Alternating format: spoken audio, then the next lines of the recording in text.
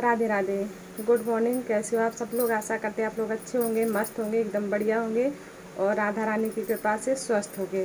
तो चलिए बताइए आप लोगों के आज मौसम कैसा है। मेरे यहाँ तो मौसम बहुत अच्छा है, बादल हैं बहुत और बारिश भी होने वाली है। रात में भी बारिश हुई थी, अभी भी बारिश हो सकती है, होने वाली है।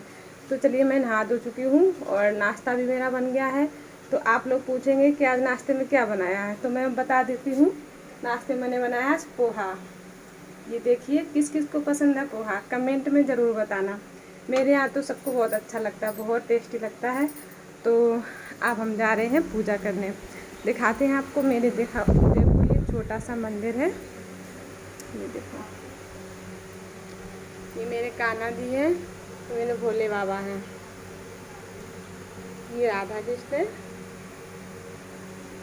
तो चलिए अब हम पूजा कर लें, मिलते हैं थोड़ी देर बाद। बाय।